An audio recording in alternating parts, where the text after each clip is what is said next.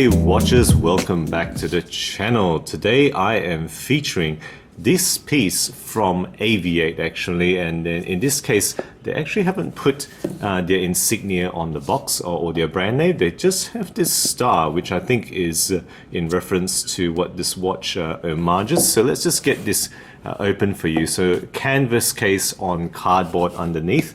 That's just what this is. You know, nice. Actually, not too badly done. It's completely covered with stitch canvas, and then it's got these two buttons to release it. So out there at the top here, I'll just show you quickly. AV-8. There's an influencer guide, and then on this pocket here is a microfiber cloth. That's all there is. I haven't received a manual for this box. Okay, so that's the watch there.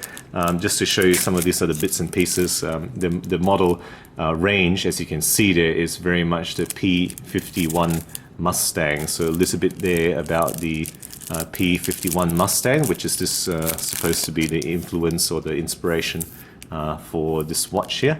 So just let you kind of see that. I'm not going to read all that out, but you can pause and read that if you wish. Okay, just going to put that back there. There's a bit of a spring bar removal tool, and then also this other strap, which I am not actually sure how to use. I'll just go into that in slightly more detail later, but let's just get this out. Some spare spring bars here, and in there of course is the typical tag that they give. So that's the packaging. I'm going to put that aside, and let's just focus now on this watch. So guys, this here is the AV-8 P-51 Mustang model. So I think this is the first time they've gone for the P-51 Mustang theme, that aircraft.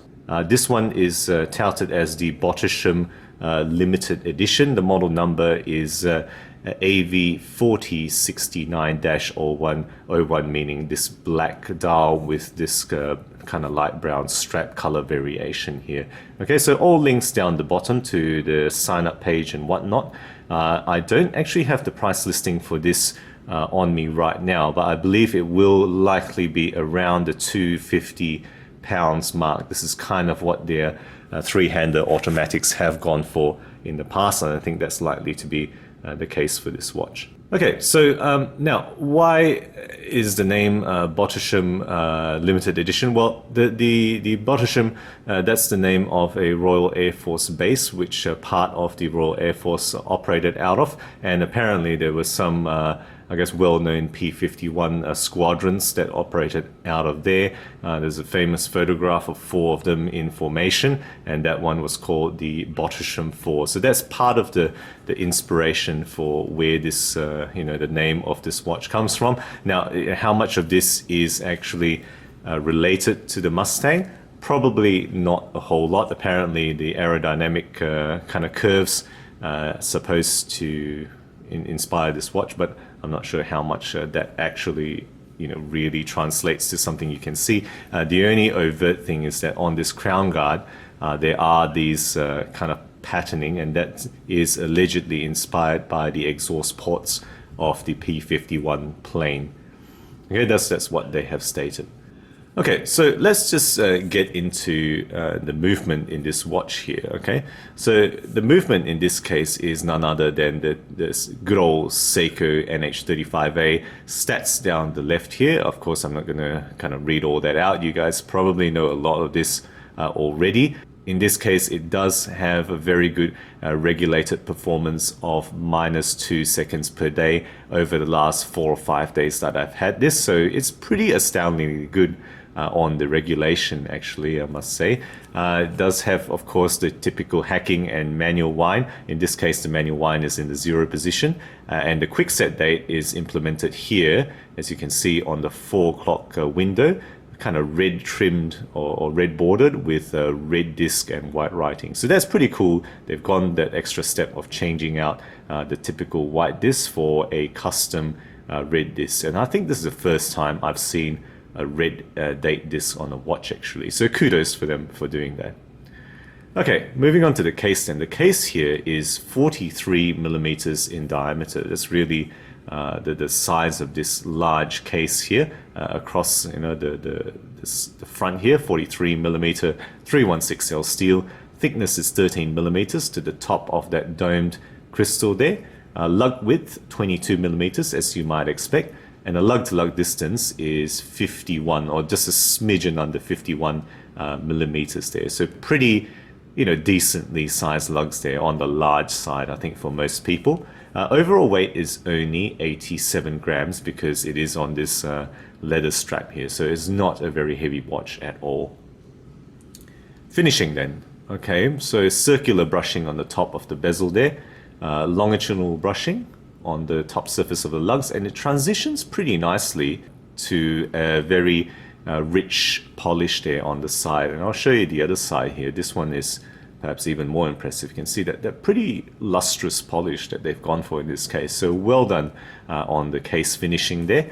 At the bottom, we have circular brushing at the bottom surfaces of the lugs there. There's a polished bevel on the side of that screw-in case back, and then circular brushing again for the bottom of the case back itself.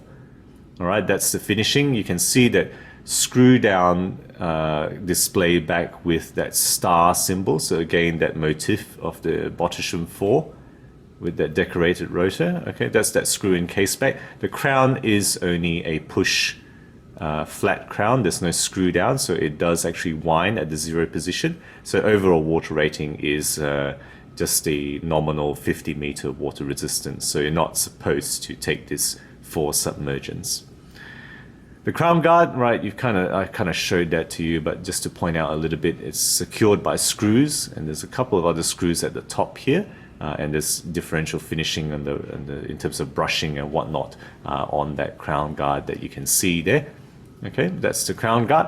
Let's move on to the dial now. Okay, so this dial, let's see if I can capture some of the textures here. So the dial is a matte black, but it's a matte black with texture. So it's got vertical texture on the bottom surface, and then on that second layer on top, where the 9 and 6 o'clock markers are, and covering the center bit as well, there's a horizontal texture pattern there. It does have screw details, so you can see those numbers of screws all over the face, as well as holding down that red plate at the northeast position between 1 and 2 o'clock. So interestingly, they've gone for the VPH of 21600.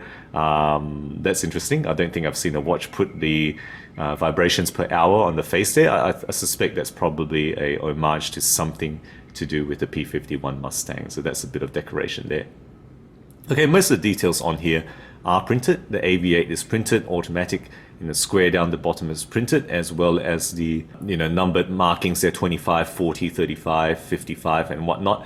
Those are printed details, but it does have sandwich style numerals at the compass point. So 0, 3, 6 and 9, those are sandwich style, kind of cut out numerals. I'm not sure whether this is a true sandwich style. Probably isn't a true sandwich style, but it does have those sandwich style numerals there, which is a nice touch. It does have a raised chapter ring around the outside of the dial there. And that chapter ring also contains the rest of the hour indices, including the triangle with 2 dots at the 12 o'clock position.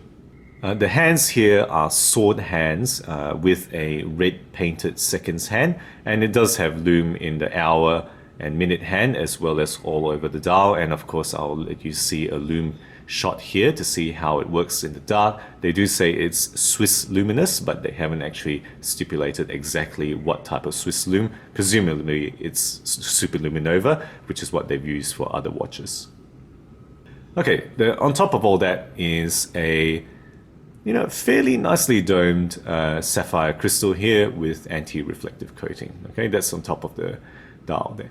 Okay, moving on to the band then. So over here we have a light brown stitch and padded leather. So there's a bit of padding there, which is a nice little touch, kind of like, what you call upholstery, I suppose, on the band. It does have a brushed PVD steel buckle with AV-8, and it does have black keepers here. Okay, so I think overall pretty nice look, and let's just put it on for the wrist shot for you guys now.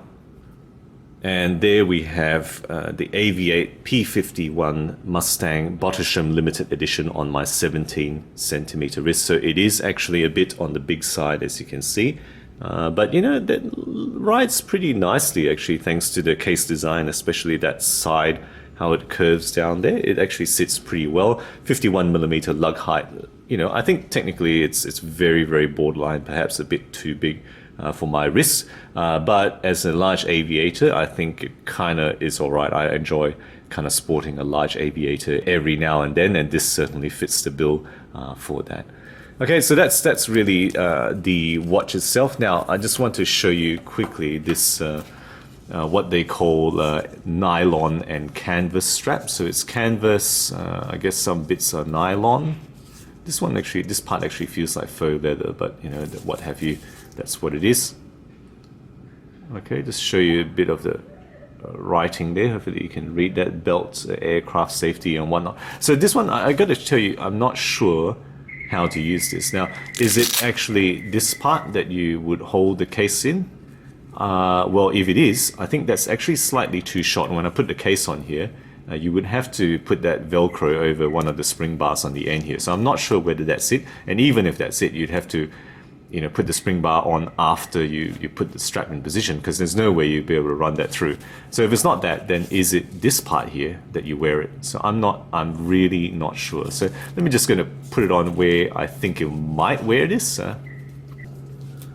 So this is one of the positions I think you might be able to position the case there, but I'm not sure. So the other possibility is positioning the case there, but I find that that's probably a little bit awkward. So let me know if you know how to use this strap. If I find out any information from AV8, I'll probably post it on the Facebook or Instagram as to how exactly this is meant to be used. Okay, so there we go, guys. That's the description of the watch and the accessories here. What have I liked about this watch in particular? I think it's a good aviator package, actually, with a modern twist. With pretty attractive multi-layered dial there. I have to say, there's a pretty good looking dial that they've done there with those sandwich numerals, those markings, the layered, the chapter ring, the extra level on the chapter ring, pretty good details here. I think the case craft, right, this case with the differential finishing, that polished curved side there, which is not easy to do. I think is certainly a lot harder to do that than a slab side. This is one of the best cases I've seen out of this stable of brands. So not just AV8, but the Dartmouth company or group of brands, which includes Spinnaker and whatnot. This is probably one of the best I've seen, and kudos to them for putting out a nice case like this.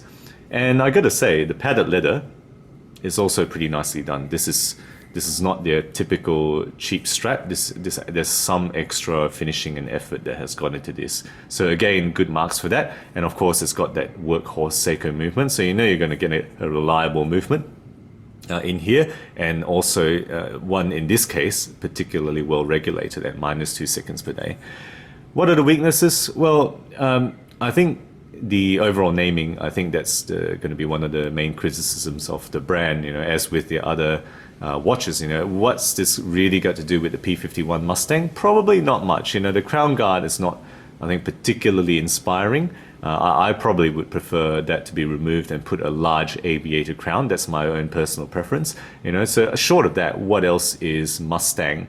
Supposedly the dial, but I'm not sure. I can't tell looking at that if that truly is kind of reminiscent of the P-51 Mustang at all. So that's really one thing I wonder about, how truly historic referential this is. The modern interpretation, I like it. I like the dial interpretation, but some people might not, because it is neither a Flieger Type A nor a Flieger Type B dial. It's a little bit of a bastardization of both of those things. I mean, there's some features here, but it's neither of those purist Flieger dials.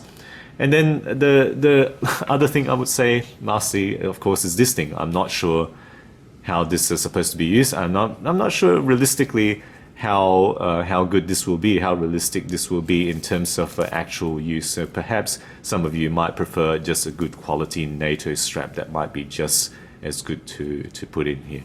So guys, there we go. That's my review of this watch, the P-51 Mustang Bottisham limited edition from AV8. Let me know your thoughts about this piece. And in fact, if you do own an AV8, would love to hear your thoughts on that. So guys, thank you for watching. If you enjoy my videos, do consider subscribing. New content every week, always aiming to be objective and unbiased about all things horology. Thank you again for sticking with me, and as always, I'll catch you guys next time.